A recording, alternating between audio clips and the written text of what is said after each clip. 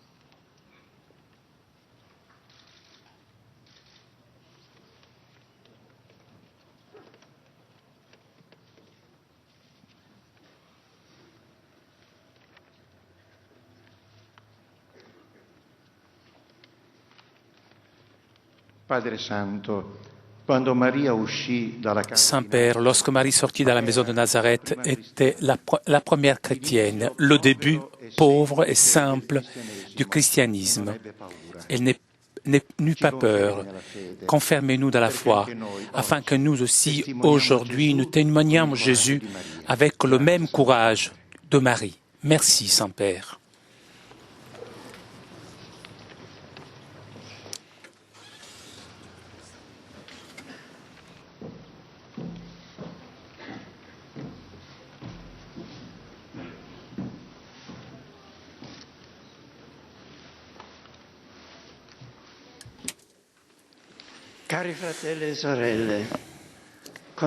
C'est avec une grande joie que je m'unis à vous à la fin de cette rencontre de prière traditionnelle qui conclut le mois de mai au Vatican.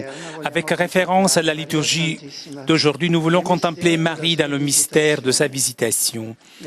Dans la Vierge Marie qui va rendre visite sa parente Élisabeth, nous reconnaissons l'exemple le plus limpide, la signification la plus vraie de notre chemin de croyant et du chemin de l'Église elle-même. L'Église est, pour sa nature missionnaire, est appelée à annoncer l'Évangile partout et toujours, transmettre la foi à chaque homme et femme et dans chaque culture. Ces jours-là, écrit Saint Luc, Marie se rendit vers une ville des montagnes, dans la ville de Juda. Celui de Marie est un voyage authentique missionnaire. C'est un voyage qui l'a conduit éloigné de chez elle, qui la pousse dans le monde, dans des lieux qui sont étrangers à ses habitudes quotidiennes. Ce voyage l'a fait arriver d'une certaine façon jusqu'aux frontières qu'elle peut atteindre. C'est justement là, pour nous aussi, le secret de notre vie d'homme et de chrétien. La nôtre, comme individu et en tant qu'Église, est une existence projetée à l'extérieur de nous. Comme cela était déjà arrivé pour Abraham, on nous demande de sortir de nous-mêmes, de sortir des lieux de nos certitudes pour aller envers les autres, dans des lieux et dans des domaines différents. C'est le Seigneur qui nous le demande.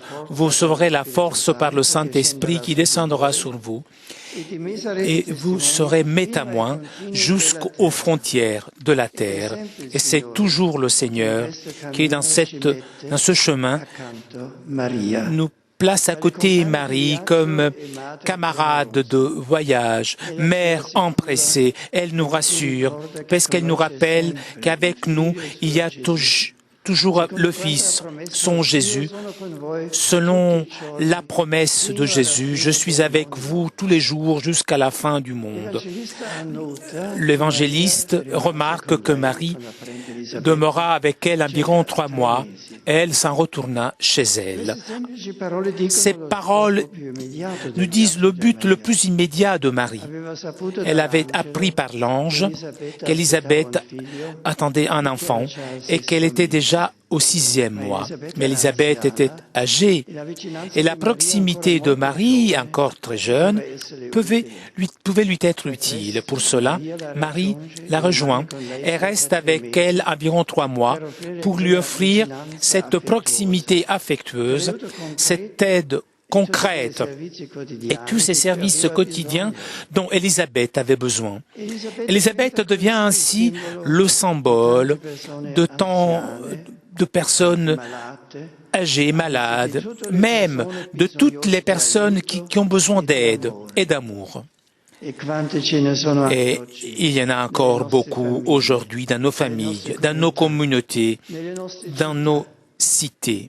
Et Marie, qui s'était définie la servante du Seigneur, devient la servante des hommes, et plus précisément, elle est au service du Seigneur qu'elle rencontre chez les frères.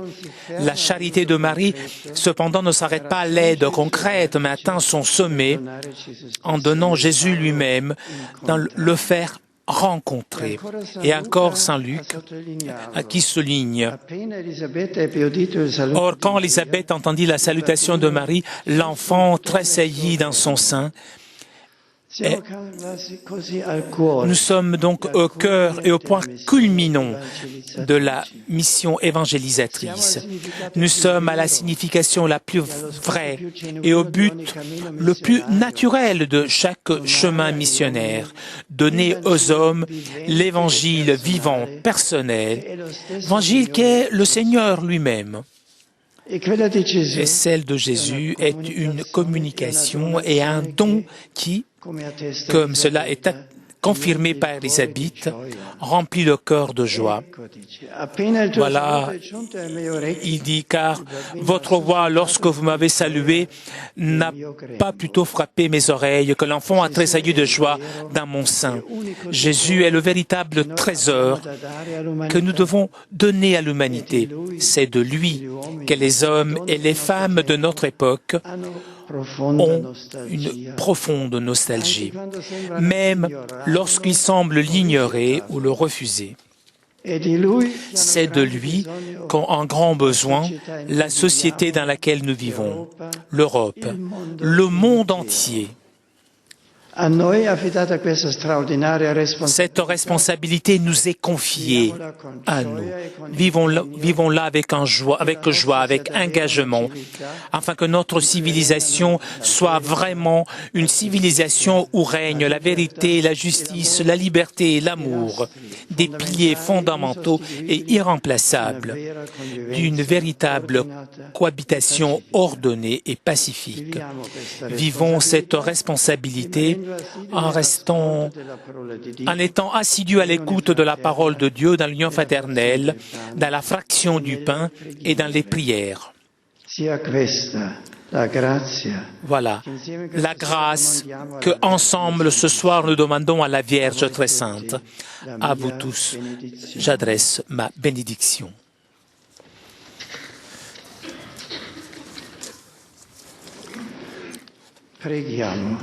Prions. Apprends-nous, Marie, à croire, à espérer, à aimer avec toi. Montre-nous le chemin qui conduit à la paix, le chemin vers le royaume de Jésus. Toi, étoile de l'espérance, tu nous attends dans la lumière de l'éternelle patrie. Brille sur nous et guide-nous dans les histoires de tous les jours, maintenant et dans l'heure de notre mort. Amen. Dominus vobiscum. Sit nomen Domini benedictum. Adiutorium nostrum in nomine Domini.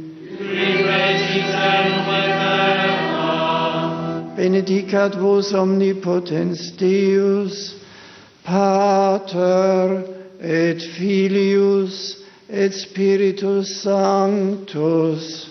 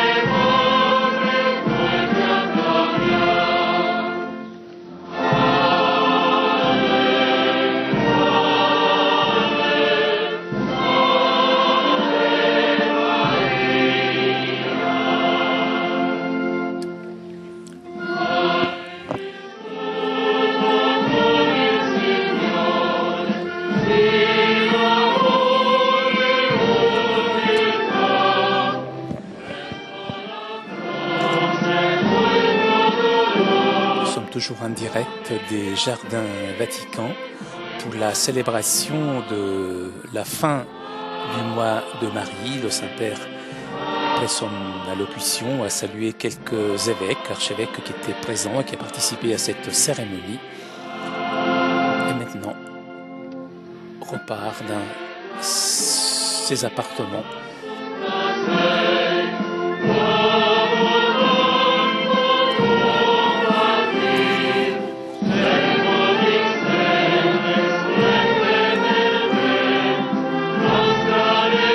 Je vous laisse encore quelques instants avec ces images. Je vous remercie de votre fidélité et je vous donne rendez-vous mercredi prochain pour l'audience générale. Très bonne nuit.